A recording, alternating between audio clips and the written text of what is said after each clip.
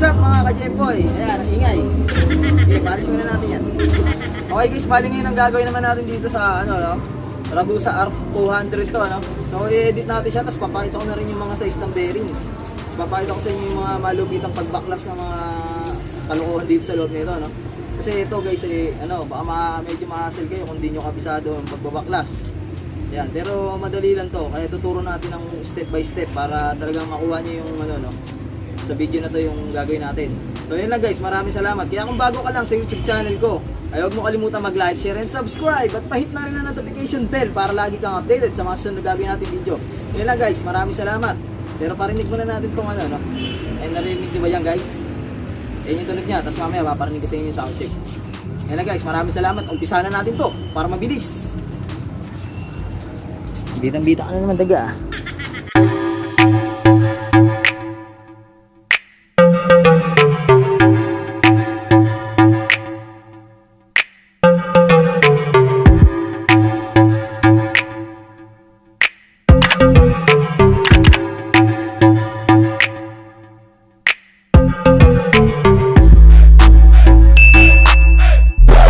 Okay guys, bali ngayon ang gagawin natin dito, So, nakita nyo na yun, kalas-kalas na rin yung yung kanyang rotor. Tinanggal ko na, syempre. Madali lang naman tanggalin yan, tapos maraming tayong video yung pagkakalas. Gamit na kayo ng 15 ngasa. Kung may nabibili ng Shopee, tapos 17. Yan, para dito. Yan, kailangan nyo lang tanggalin yan. Yung, yung lock bolt nya dyan. Lock bolt tuloy. Tapos, gamit kayo pa rin 15 rito, tapos 17 sa kabila. Para matanggal nyo to. Yan. Tapos tatanggalin nyo na lang siya, Tapos ang gagawin nyo dyan, dahil tanggal nyo na siya, wala kayo ng ganito. Yan, solid na bakal. Siyempre, sapinan natin siya. Kailangan may sapin pa rin. Yan. Tapos ipasok nyo dyan. Yan. Kung wala kayo solid na bakal, meron tayong mga alternative yan. Kahoy. Dalawang kahoy lang na ipapagitan nyo sa gitna. Para ilagay nyo yan dyan. Nakita ba guys? Paano yung mga pinaggagawa natin kalokohan. Tapos gamit tayo rubber mallet, Pwede rin solid na bakal lang gamitin nyo. Bukod nyo ng palabas para yung bearing nya lumabas. Ayan, nakita nyo ba? Laglag na, ayan, ganyan lang. Ganyan lang ka-basic yung pagtanggal nya, Lagay nyo na siya ron. Ayan, tapos tanggalin na natin to. Tanggalin natin to. Ayan, okay na. So gagawin dito, makikita natin yung sukat ng bearing nya. Pakita natin yung sukat ng bearing. 200 lang ang sukat ng bearing. Yeah, kaya kung bibili kayo ng bearing nito, nagkauga na, bili kayo ng 6,200. Tapos sa kabila naman, may iba pang sukat yan. Ayan, titignan din natin yung sukat nito.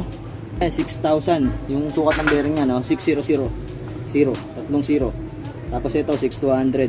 Para smoothing yung galawan ng mga bike nyo, Kasi ito may uga to, Yung bearing nito sa loob, hindi naman seal bearing niya, may ball type yan dyan. Ball type bearing. Ang sukat naman ng bearing niyan dyan is 1/8, Permis naman yan. Tapos gagamit na tayo ng kailangan natin tools. Yan, kailangan nyo lang din ng tools. Ito yung prehab remover para sa mga kasit na hindi seal bearing. Yan, paano nga ba gamitin to? So gagantuin nyo lang, tanggalin nyo dyan, sok nyo dyan. Kailangan may sakto nyo doon sa kanto nya, Ayan, nakita nyo ba yan, meron parang gatla. Kita ba dyan guys? Nakita ba? Sushoot nyo lang yan dyan. Yan, kailangan nakasakto yung gatla.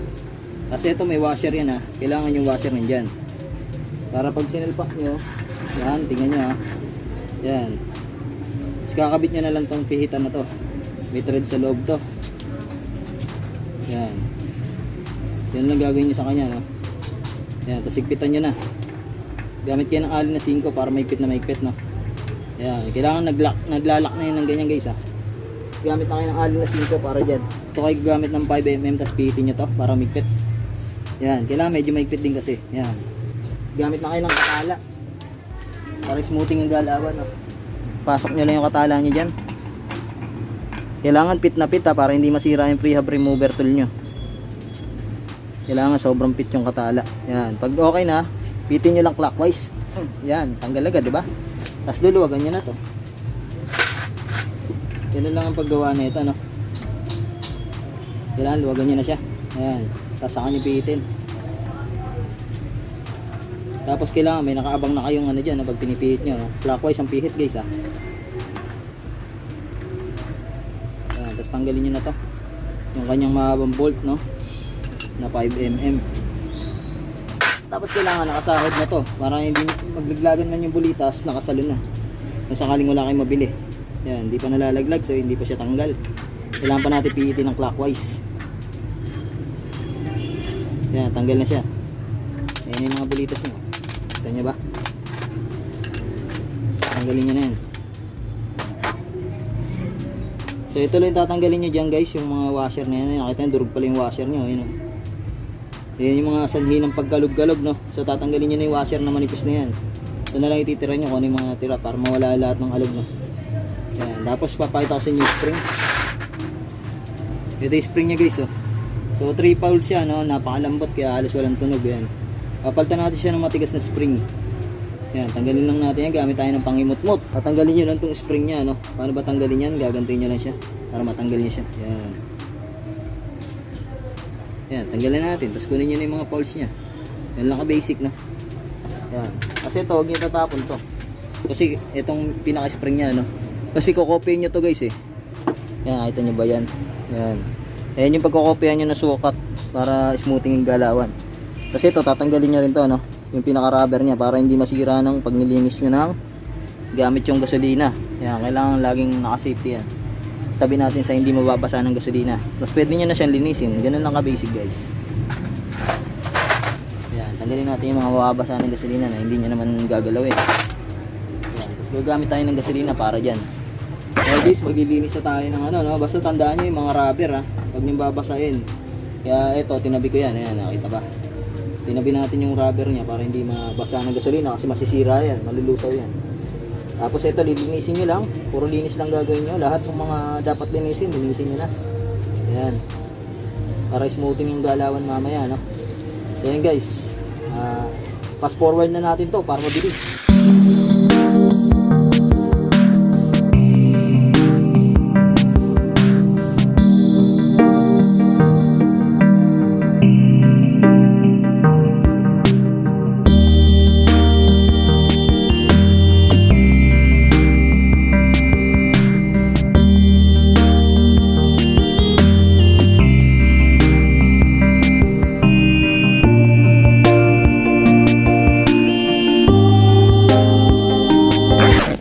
Guys, bali smoothing na lahat ng mga ano, yung linis natin sa kanya. Talagang malinis na, no? Kasi ito yung mga bearing niya, nakita niyo masisigla na sila, no?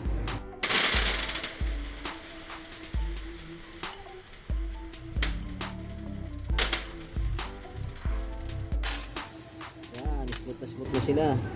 So kapag ganyan na, pwede na kayong magkabit-kabit, pero siyempre edit natin siya kaya kailangan pa rin natin ng gamit pa rin tayo nito. Yan.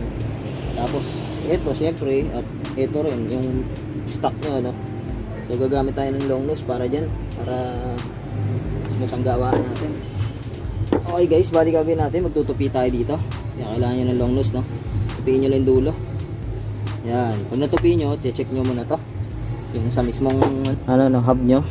Kaya nakita nyo yung bangkaan nya, may makikita kayo yung side na maiksi. Yan, tapos may side na makapal. So dapat diyan kayo magbe-bend, no. Ayan, nakita nyo. Yan, diyan kayo dapat gagawa ng pagbe-bend. Yan. Dahil mas mahaba siya. Ay, dito pala sa kabila, baliktad. Yan. Dito kayo gagawa ng pagbe-bend. Yan. Pero kahit saan naman pwede niyo ikabit yan. Kaya lang dapat diyan yung ano, no, pinaka-importante. Kabilaan naman siya, no. Sa iba kasi walang ganyan, walang kabilaan. Iisa lang.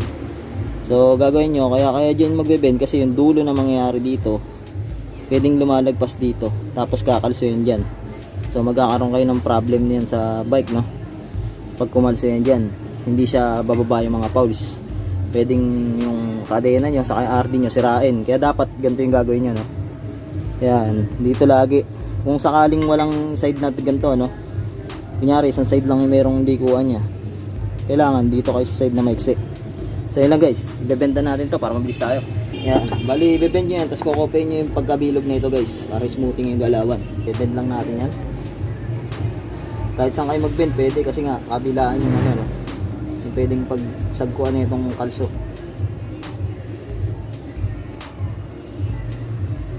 Huwag kayong kukuha dito dahil ano to, mabubugbog niya masyado kapag inunat nyo pa. Kailangan dito lang sa straight. 10 piso lang to sa mga motor shop, no? Para smooth yung galawan. Yan. Yan, bebend lang natin siya ng bebend. Unti-unting bend lang guys, huwag nyung bibiglain. Mabubugbog masyado to.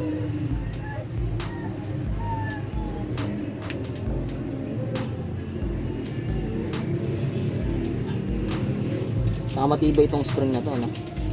Kaya ito yung binibili natin. Di agad-agad napuputol basta-basta. Ayan. Tapos fast forward na natin ito pagbebend para mabilis. Saka pagpupok-pok dito.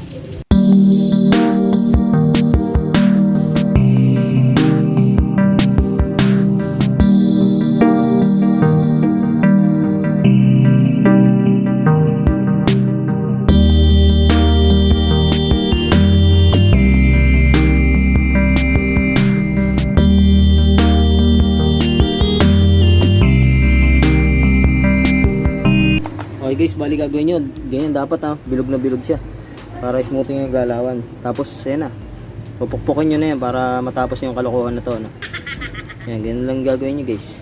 Pukpok lang ng pukpok yan para tumawid. Pero yung pukpok nyo dyan guys, pag ganito, no?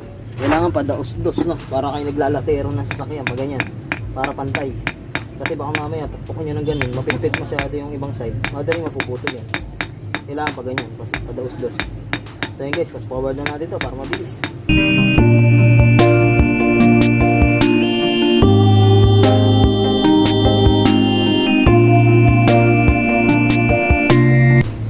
Okay guys, bali okay na siya, no? Ayan, nabenda natin siya. Tapos smoothing na, bilog na uli siya. Bali pwede na natin siya ikabit. Yan, so ikakabit na natin siya. Ang pagkakabit niyan dapat pag ganito, no? Dahil nakikita niya nandito yung manipis na side. Para ito mahaba pa yung ilalaro niya kapag naglalaro yung pulse. So ikakabit na natin siya.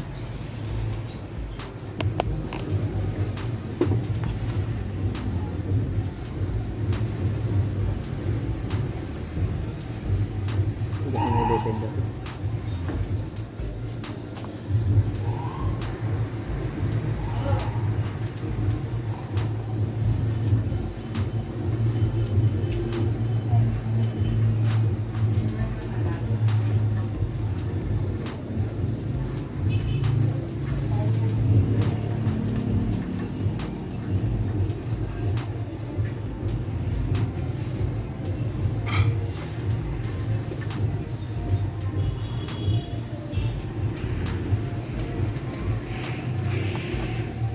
Hindi yata siya mag-uuntog. Konting bin pa. Pause ko muna ito. Okay guys, dahil nag-overheat yung cellphone ko, hindi ko na naman napaliwanag to, no? So ang gagawin nyo rito para lumaban yung spring na to kapag kinabit nyo na, no? Gagamit kayo ng long nose. Kunwari wala itong pulse na to, no? Ipitin nyo yan, tapos hihilahin nyo yung no? Kailangan sa saliwa na itong ng mismong sagpuan niya. Yan, yung pinid natin na to, yan. Kailangan wala kayo dyan, no? Ito kayo sa kabilang side maghihila. Yan. Kasi initin nyo lang ng lighter yung yung wire. Kailangan wala pa tong na pulse para maipit nyo yung hilahin nyo siya. Yung spring para mag-bend siya ng matigas na. Para bumalik siya sa dati. Yan, tapos gaganyan angat na siya. Tapos sound check na natin siya kung ano yung tunugan niya kapag ganyan na. Tingnan natin. Yan. Kabit nyo lang yung pre-hub. Tapos yan yung tunog niya. Diba malayo na sa dati, no? Rinig nyo ba guys? Ayan ang tunugan yan, malakas na. So dahil okay na yan, gagawin naman natin, kailangan na natin ng high temp grease. Ginagamit natin dyan, high temp grease na yan, kulay asul na grasa. Tapos gagamit lang tayo nito, yung pinaganoan, kahit yung panghimot-mot nyo. Iangat nyo yung pulse, susok-sok nyo yung grasa sa loob, yan. Kailangan may grasa yan guys, Yan, kasi pag walang grasa yan, ang mangyayari, masisira yan kasi uhuhukay yan guys. Dahil na meron siyang engagement yan. Kailangan parang dumausdos lang siya. Saka masiingay lalo pag meron yan. Yan. Nalagyan nyo nun ng grasa. Yan, tatlo kailangan malagyan ng grasa guys, no? Yan. Dahil masisirain niya yan. Kailangan may grasa talaga yan. Para mas dumulas siya, mas maging maganda yung play. Nakita nyo ba? Balik agad. Ganyan ang nangyayari pag may grasa. Kaya smoothing siya. So kapag okay na yan, kailangan nyo na ikabit to, no? Itong mismong niya, goma. Pero kailangan punaasan natin yan. Di pwede kasi ito guys gamitan ng no? Hindi natin siya pwedeng gamitan ng gasolina dahil maglulukot-lukot yan at masisira na. Hindi na siya hindi na siya kakapit ng maganda dun sa sa mismong hub nyo. Luluwag na siya. Tapos papasukin na ng tubig yan. Kailangan lagi nandiyan yan bago nyo ikabit. Lagyan nyo muna ng grasa para smoothing ang galawan. Yan, kahit ito na lang lagyan natin ng grasa para talagang walang papasok na tubig sa loob. Ayun yung technique dyan. Dahil nga yung high temp grease water resistant siya. Yan, pasok nyo lang ng ganyan. Tapos ilagay nyo yan sa side. Tapos okay na siya Bali ngayon gagawin natin, lalagyan na natin ng grasa yung paligid nya. Yan, yung lalagyan na ng bulitas. Yan, kailangan malagyan nyo muna ng bulitas yan guys bago kayo magsasalpak ng mga kung ano nung kalokohan sa bike nyo Yan, so yan, nabibilang nyo ba guys yung suko kasi yan lang yung alam kong English naalala ko nung high school ako, yung teacher ko binibilang ko rin yung okay nya, kaya bilangin nyo rin yung suko kung nakakailin na ba ako. Ayan, gandaan nyo lang yung lagay ng grasa para kumapit yung bulitas Yan, pag okay na, pwede na kayo maglalagay ng mga lusog na bulitas. Yan, isa-isa nyo lang ilagay. Yan, para smoothing. Smooth na smooth ang galawan. Kailangan malinis yung bulitas guys bago nyo ilagay Tapos yung kamay nyo kailangan pupunas-punasan nyo rin. Pupunasan nyo ng basahan para malinis. Walang kahalong mga kung ano-anong masamang elemento sa kamay. Yan. Tapos fast forward na natin yung paglalagay nito para mabilis.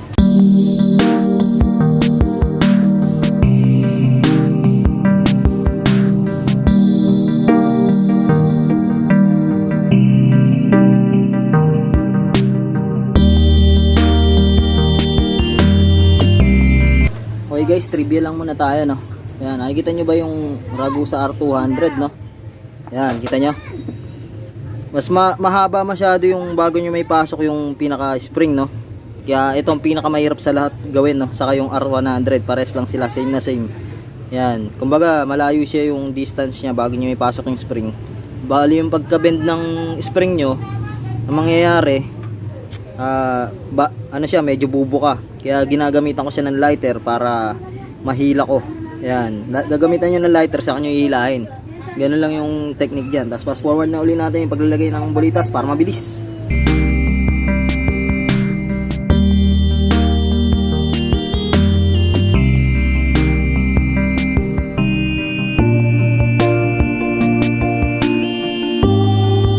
Yan, kapag ganyan naka-smooth siya guys, pwede nyo na siyang isalpak pero bago nyo isalpak, ganito gagawin nyo. Yan, tingnan nyo maigi. Lalagyan nyo muna ng grasa to Importante may grasa yung paligid nyan. Yan, kita ba guys? Yung gulungan ng pinaka bearing kailangan may grasa yan Importante yan. Yan, kita ba? So kapag nalagyan nyo ng grasa, yung mga tira-tirang grasa sa kamay nyo, yun na ipapahid nyo dyan sa sa mismong ratchet. Importante may grasa yan guys hindi pwedeng wala. Yan, hindi ganun kakapal ang paglalagay ng grasa dyan. Tapos okay na yan, ilalagay na natin yung mga washer. Yan, una nyo ilalagay ng washer yung makapal. Tapos susunod yung ilalagay ng washer yung medyo makapal. Yan, basta kailangan una yung mas makapal Yan, sunod yung medyo makapal, then yung pinakamanipis. Yan, saka nyo papasok to guys. Ang pagpasok na ito kailangan paikutin nyo pa rin guys Yan, para smooth na smooth. Yan, so sa una ganyan medyo mahina ang tunog niya pero maya maya maririnig niya habang pinapaikot niya siya, umiingay siya kusa Tapos lalagyan nyo lang na ito grasa dyan. Yan, tapos lalagyan nyo to. Yan nyo na lang to counterclockwise nyo to guys. Pitin nyo counterclockwise guys. Bali narinig nyo yung kortina, isandaan. Salpak natin to dito. Yan yung mahaba na to. Yan, tapos ipasok nyo to. Kailangan yung washer lagi nandito Yan, tapos pasok nyo yan. Kailangan nakatutok yan sa tapos pitin nyo ng counterclockwise. Yan, hanggang sa parang sumigip siya. Sa kanya ilagay ito. Hindi pwedeng din nyo ilalagay ito tapos pipitin nyo lang na ito masisira yung prehab remover tools nyo. Masasayang yung pagkakabili nyo sa kanya. Tapos gamit kayo yung 5 allen para dyan syempre. 4 pala to. Ayan, 5 tayo. Ayan, tapos sigpitan nyo lang tapos okay na. Tapos sigipan nyo na ng pa-counterclockwise. Ay, pa-clockwise. Ay, tama, counterclockwise. Ang pagsikip. Yung baliktad na ikot ng orasan. Yan. Tapos testing nyo muna siya. Kung hindi pa cut. Kailangan muna natin siya tanggalin, guys. Gamit yung 5 Allen wrench. Yan. Tanggalin lang natin siya. So, dahil nawala na yung sira. Ito, sira na to. Kaya butit na sira siya dahil tatanggalin din naman natin, pero okay lang din na hindi masira. Ano ba talaga? Yan. As testing natin yung tunog. Yan, oh, lakas na ng pinagbago niya, no. So habang pinaiikot niyo siya, maya-maya lalong iingay yan. Dahil yung grasa makapal pa eh. Ayan, oh. Narinig niyo, palakas na ng palakas. So ganun ang nangyayari sa kanya, guys, no. Tapos okay na siya. Testing natin may alog. Okay na. So okay na yan, no, guys. Tapos smooth na rin siya. Yan. Ayan, smoothing na yan. So ayun lang, guys. Kaya kung gusto mo matuto ng mga paggawa nito, pero may kakabit pa pala tayo, yan, susuktok mo na lang yan. Yan, pero lagyan mo na rin ng grasa, guys, bago nyo isalpak, no. So malilinis na yan. Salpak mo na lang ng ganyan. Pukpukin mo lang ng rubber mallet. Tapos ang problema. Ganun lang, guys. Yan, pag napukpok mo na ng rubber mallet, baliktarin mong ganyan. Kita ba, guys? Yan, kailangan dito niyo ikakabit lagi sa ano, no, sa side ng prehab. Yan, tama nga, sa prehab nga, sabi ko nga. Tapos kabit niyo yan, higpitan niyo muna para mag-pick siya, maglaban. Gamit kayo yung 17 rito sa side ng prehab. Tapos gamit kayo dito sa side ng rotor ng 15. Yan, para lumapat yung bearing sa loob. Sikipan niyo lang. Kapag sobrang sikip niya, tapos nararamdaman yung parang pakat siya, lugan niya ng bagya. Yan, kailangan hindi pakat yung bearing, no, kasi masisira agad yan. Kailangan smooth lang yung pagkaka-play niya. Yan. Kapag okay na, may ganit lang ng bahagya. Saka nyo kakabit to. Kailangan nasa labas lagi to, guys, ha. Yan, nakita nyo ba yung parang mga guit-guit niya? Kasi yan na nagpapalak sa frame, no. Kumakapit siya sa frame nyo. Saka nyo ipitan to. Yan. Pag nakikitan nyo na siya, check nyo kung may alog. Yan. Kapag okay na, hindi, tapos na tayo. Yan na, guys. Kaya kung bago ka lang sa YouTube channel ko at marami ka na naman natutunan ng mga bagong kalokohan, ay huwag mo kalimutan mag-like, share, and subscribe at pahit na rin ang notification bell para lagi kang updated sa mga susunod gagawin natin video. Yun lang, guys, maraming salamat. Bye bye, sana may natutunan ka.